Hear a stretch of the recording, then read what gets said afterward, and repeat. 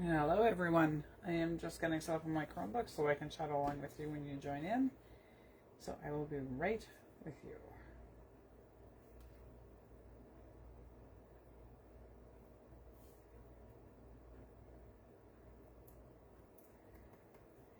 And there we are.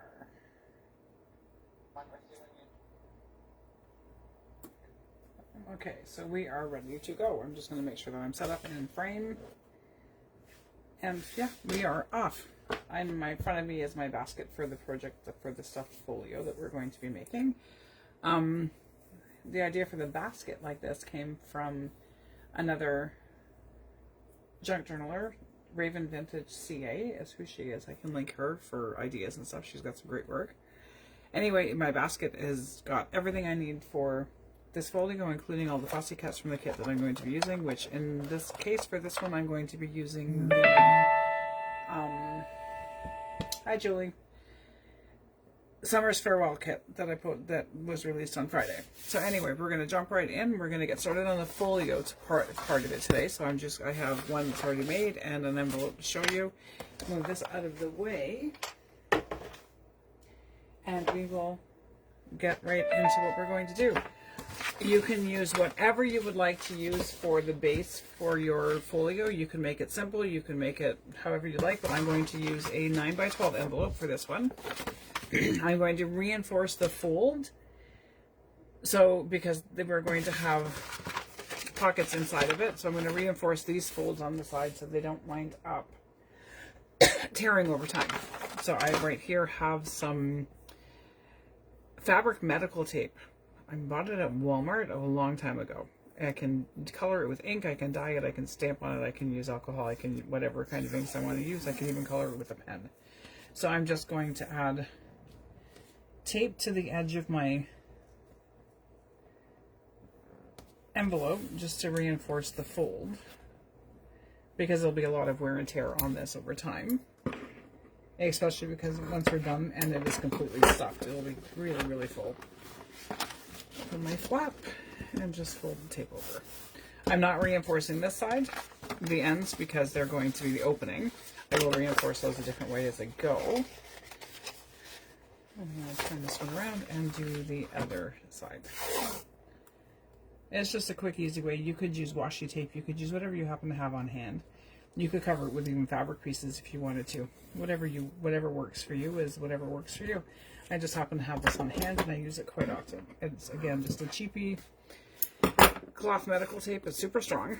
It sticks really, really well to the paper. I don't worry about it ever coming off, and I can color it whatever color I want to use. Oh.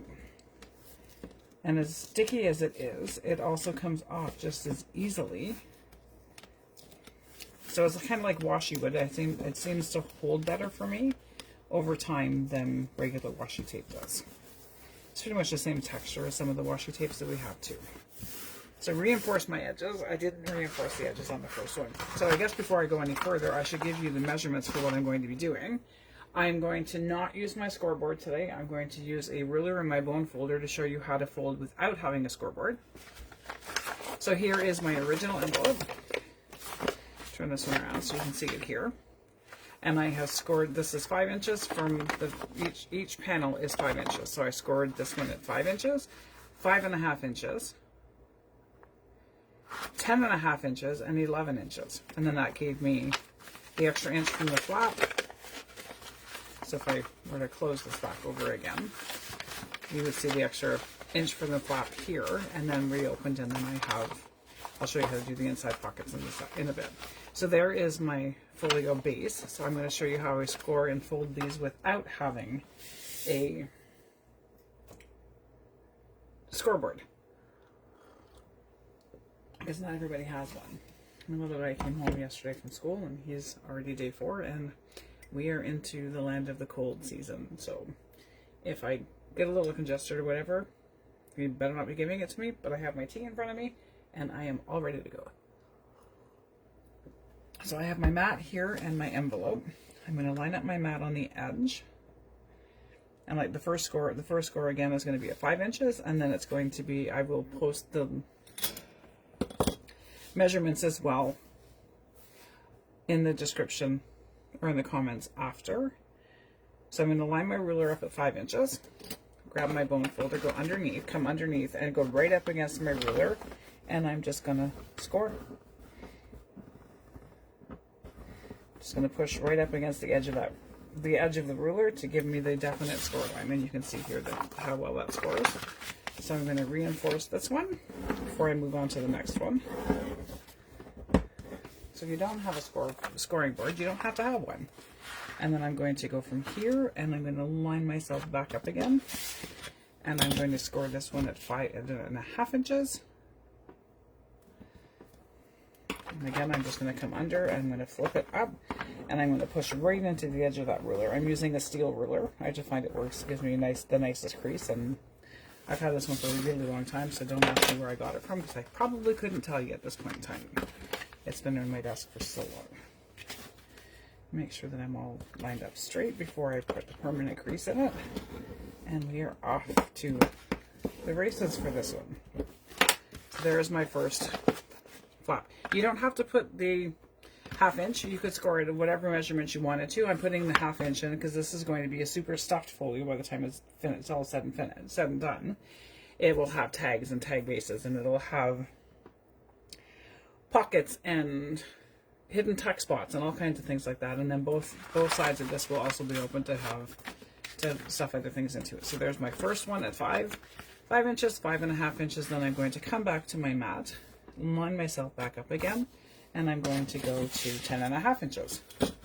And I'm going to score at 10.5 inches, and I'm going to score at 11 inches. And that gives me my two flaps, my two panels that are 5 inches each.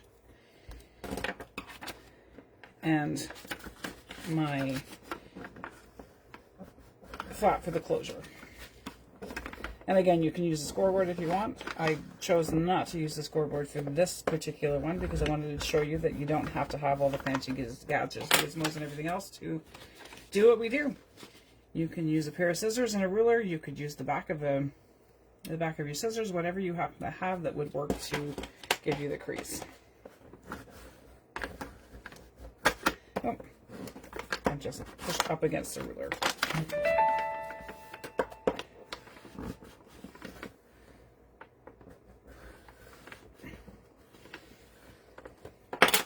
So there you have my folds for the side. So I'm going to crease these folds. That one didn't score the greatest, but that's okay. I'm going to do this one first, make sure that I'm lined up straight on the edges of my envelope. And that could be why, because I wasn't straight. And it could be because of this extra piece that's in here. That's all floppy. And I'm going to remove that in a minute anyway. Probably could have done that before I folded it. Actually, I'm going to do that now. I'm just going to cut down a little bit to the first fold the first crease mark here. And again, you want to cut this on a bit of an angle because you want it to fit inside. And then I'll trim that piece off after. So I'm going to fold this back out of my way. And then I'll trim those pieces off in a sec. Hope that makes sense. So I've tucked inside the extra piece that was on the outside here. So tuck that inside. So I now have a folded over edge there. Now I can crease these properly. Sometimes that happens when you have that extra piece that just kind of flops around. It makes it a little bit more difficult to get your edges lined up straight. So just move it out of your way ahead of time. And there you have it. So this piece here will get this original crease from the envelope flap. You can cut it off if you wanted to. I'm going to use it for part of my closure. So there is my 5-inch panel, my 5-inch panel, and then my 1/2 inch gap. So I guess it is 1/2 inch on either side, and there you have the closure. So this will be reinforced with paper as I go. So there you have it. So I'm scored at 5 inches, 5.5 inches, 10.5 inches, and 11 inches, and folded under the extra piece between here and the end of the envelope. I'm going to open up this end. I'm going to grab my cutter for this part because I can't exactly cut straight very often. You don't want to cut a whole lot off, you just want to trim it so it's open. I'm just going to come in with my cutter. Make sure I'm over far enough that I'm going to catch the paper. And I know my cutter, so I have to start in the middle and not at the end, or else I'll just tear it apart. And then I just tore off the tiniest little strip, and then I have this pocket opened as well. So this is just shy of 5 inches at this point. You could open it up before you measure it as well if you wanted to. I chose to just do it this way. So what I'm going to do, before I do anything else, what I'm going to do, I don't want to sew a signature into this one, so I'm not using this as a journal cover, which you could at the same time. But we're going to use this one as a folio. I don't want things to slide across when it's open. So see how I've got the tunnel, both ends open. I'm going to seal on this fold right here inside the envelope. I'm going to put some glue and seal in there so that nothing slides back and forth across. You could use tape, you could use glue, whatever you want. You don't even need lots of it. If you're sewing in a signature, you wouldn't need to do this part. But I'm going to do this part just because I don't want to have anything sliding across as it gets opened and used. Make sure my glue bottle's working, and it looks like it is. And you don't have to do this part. I just want to make sure that nothing is going to slide across that's going to interfere with the closure over time. So that is now sealed shut, and then I still have everything intact, and I'm going to start decorating this one and show you how I would decorate it. And again, I can ink this tape. You don't have to reinforce the edges, and if you were using a file folder or something like that, you wouldn't need to reinforce the edges. Just make sure that this is stuck down, and make sure all my little flaps and stuff are all still and stuck and seem to be good. So I'm going to grab some pages and get started on decorating the cover for this. And like I said, I have pages today from my Farewell Summer kit. And if you did purchase it, check to make sure that you've downloaded the latest version, because I added another zip file into it because I heavily edited a few of the pages that once I printed them I wasn't quite happy with them. So I heavily edited them. Wow, that's a hard word to say. Edited them. Put it in a sentence. This is the original copy, and then this is with some of the edits. It looks more like an actual sunset in a field of wildflowers. So I'm going to choose what I want for my front panel. I'm going to keep my panels relatively neutral, then I can add whatever I want to them as I go. And because this envelope is 9 inches, the paper isn't going to quite fit, because it'll fit inside. That's where I want to make sure that I have enough space to ink, or do whatever you would like to do to cover the edges.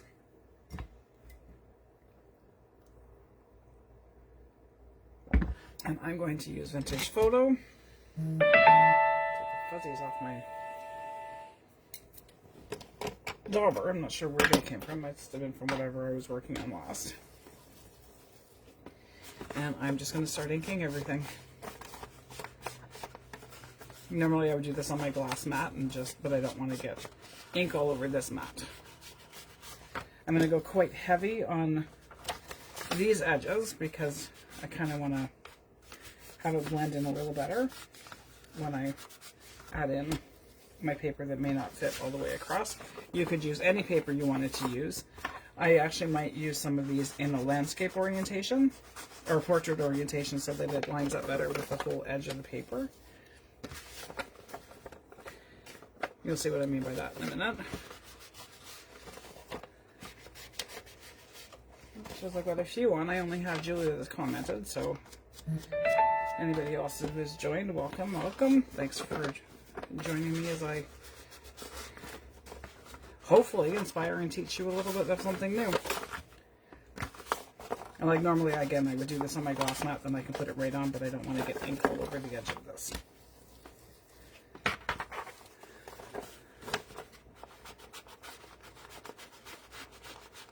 Over the edge, all over the mat that's in front of me. My glass mat throws off really, really, really big a really big glare when I try to use it for recording, so that's why I swap out my mat for this little one, and it keeps me actually in frame, because I know where I need to be in the center of the camera by looking at the mat. And again, you can cut off the extra flap if you wanted to. I'm not going to. I'm just going to keep inking. And I apologize for this part being such a boring part of the process. And then I'm going to ink up my insides. You can trim these pieces off if you'd like, or you can just ignore them. I'm going to trim them off a little bit. I don't want to trim them and go into the front because I want to keep it kind of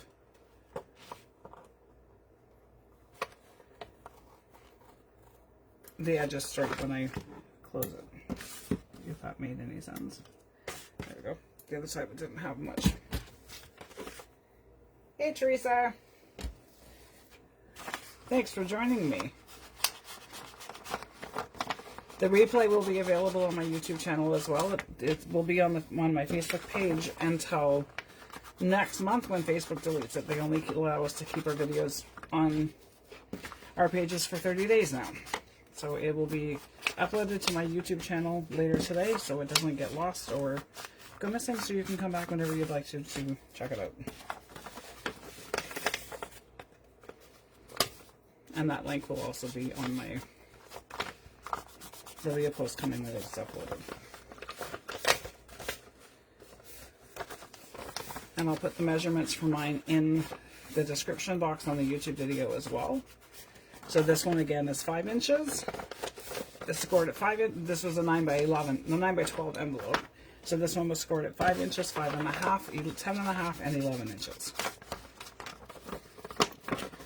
The only reason I'm using the envelope is because I want the extra big pockets to stuff for this one. And then once our postage and stuff gets straightened out again, this will probably be done as a giveaway. Oh, fold it the right direction. So there, nope, I'm still folding it backwards. There we go. So I'm all inked up and ready to go. So let's figure out what we're going to do to cover this. I have a couple pages that I have for my kit that I can use in the portrait format size instead of landscape. I know what I meant to say. I kind of think I want the sunflowers on the front. So I'm going to use that one. And these ones don't lend themselves to go the opposite direction. And again, you can use whatever paper you have. I just happen to have this kit that I designed and I really liked it, so that's what I'm going to use. My phone is going crazy and I have a feeling it might be my camera outside because it's windy and it's probably the balls on the kids' trampoline that is setting off the camera. It actually may take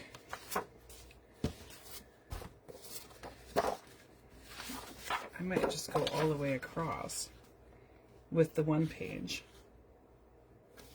and then add other stuff to the edges, or I may cover the edges. Actually, you know what? I'm going to cover the edges with book page first and then put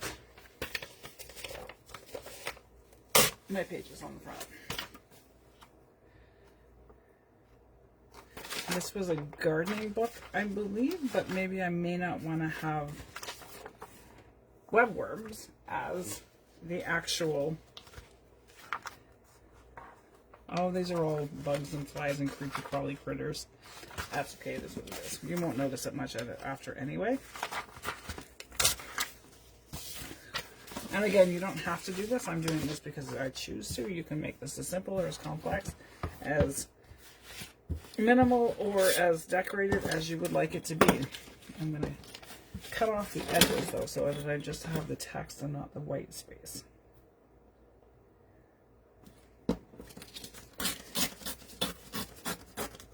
This is from a book that I gutted to use the cover for another project.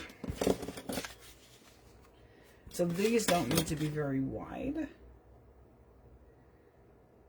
because they're just going to cover the edges of that where the paper doesn't quite reach. And if I were to use 12 by 12 scrapbooking paper, or even book page, music page, or a large pages from a large book, that would completely cover the whole area, and I wouldn't have to worry about doing any of this.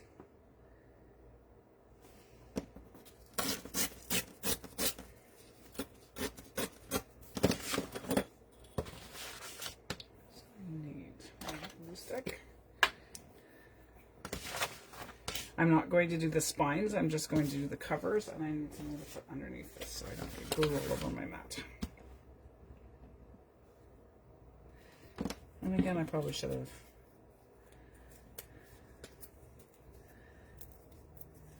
inked after, because I'm going to have to ink the edges again, but I'll do that off camera and not bore everybody again. Actually, I may not ink, I may just pull it down just a bit. So I'm going to add the strips. Make sure I'm going, I did group them on the right way. Make sure that I'm going the right direction and don't have them upside down, because that would be me to do upside down. Anybody who knows me knows that I would do that. And I tore this one, so it's kind of makes it just a little bit junkier as we go. That's okay. The junky is okay. After all, we are junk journaling, right? And on the inside, I'm not going to worry too much about covering this part, because I'm going to be using other things on the inside anyway. The inside will have pockets and tuck spots and all kinds of stuff all over it, so you don't need to worry so much about covering as much of the inside as I am on this part. And you don't even need to worry about doing this as like I am either. That's okay.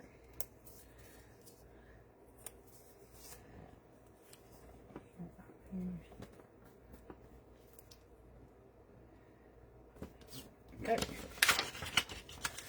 And then I'm going to start with, I think I'm going to do the green, and then I can do a layer on top of it. Okay, so that's what I'm going to do.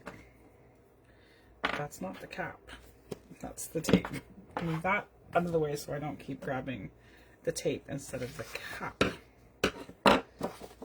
And I probably should have torn these off. So that's what I'm going to do. I'm going to use one of the collage pages instead, because I have one of those actual edge to edge, and I don't have to worry about the white edge. So just barely can I see the words on the paper, but it's underneath, but that's okay. I'm not going to do my spines because those are going to be covered with something else. So that's pretty close to the edge. That way. Lost my ruler already. And I'm going to come in and I'm going to go just on the other side of the fold. That's not very straight. So turn your eyes around.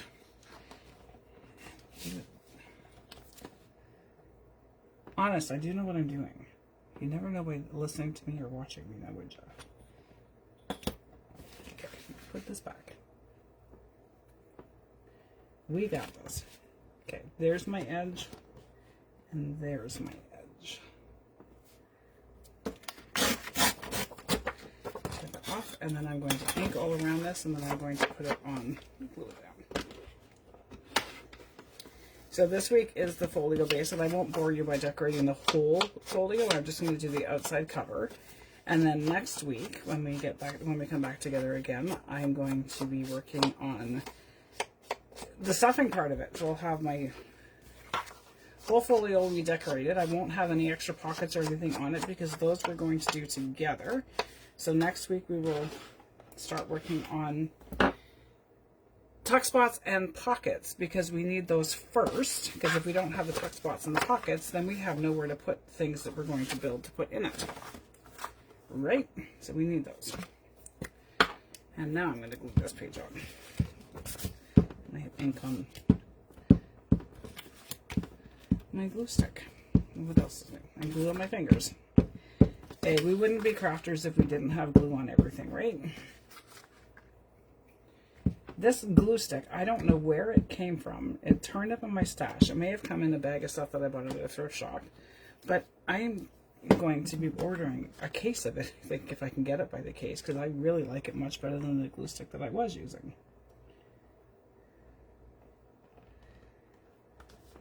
So there we have my first panel.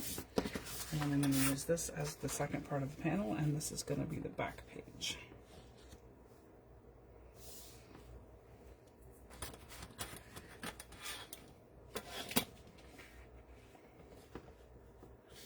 And at least try and make it look like it belonged together. So maybe it would have gone all the way across at one point. And there's my spine, and there's my spine.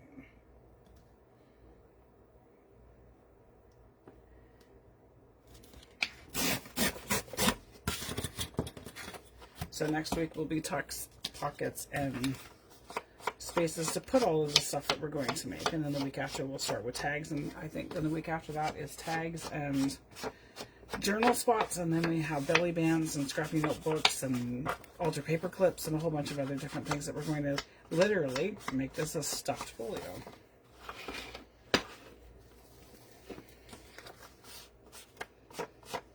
And with Christmas coming and holiday season coming and craft fairs and all that kind of stuff that are coming up, these might be really good things to have as journal basic, like journal making kits, the basic pages for it, for somebody who is new to it that may want to experiment and try their hand at doing what we do.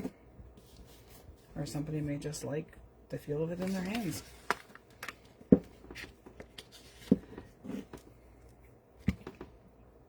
And this glue stick is Scotch Permanent. I've never used it before. Like I said, I don't even know where it came from. Probably from the thrift store is what I'm thinking. But it is way better than the Uhu that I was using. Uhu, I'm not sure exactly how you say it, but yeah, that one. And whatever country you're in, you may even have different glue than what I have here, so that's okay too. So there I have my panels covered. I can get the glue off my fingers. I'm going to grab my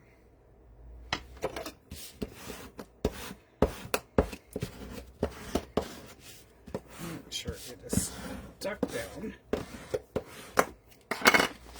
And there I have the basic of my cover done. So I will cover this flap, and then I'm going to probably use either lace, probably some lace, down the two edges, the spines, or I may even use some fabric if I have fabric. I'm pretty sure I have some fabric, that's sunflowers, that I can put with this. So there you have it. Then I'm going to go ahead and do the same on the inside. I'm going to back each of the pages, and this is what makes your folio much stronger, so it's not going to completely fall apart the second you're going to use it for something, because you've got the paper on top of the paper added. So there you have, and then I glued down the center piece so that nothing is going to slide through. So there you have the base for the folio. So like I said, next week we're going to start with places to put things when we come back together, and then we'll start building all the pieces to fill it. This is scheduled for 4 weeks possibly, but we may end up stretching it into the 5th week just to get the rest of the bits and pieces inside it. So there you have the first part. Like I said, I won't bore you by decorating the rest of it because, I mean, it's pretty self-explanatory, gluing a piece of paper on a piece of paper.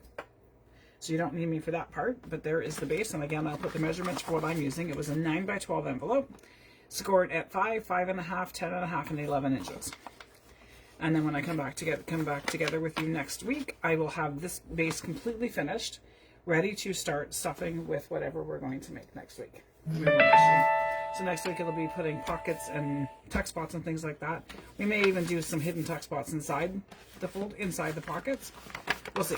We'll get to that part. There'll be tuck spots everywhere. So there you have it. If you have any questions, don't hesitate to drop me a comment in the comment section or send me a private message any way you want to. If you prefer to contact me and not my business page, you can also find me on Facebook. My page should be linked to this one. It's Kim Watt. You'll see me in the groups and all kinds of other places all over social media. That's kind of where my jam is. So anybody has any questions, don't hesitate to contact me. And go ahead. I can't wait to see what yours look like next week when we come back together, because I'm going to ask you guys all to share pictures and tag me wherever you happen to share them. And again, my hashtag is hashtag timeless scraps, or at Kimwatt, or at timeless scraps. So yeah, anyway, show me what you're working on. Let me see what you've done, and I will see you guys all in a week. Thanks. Have a great day. Bye.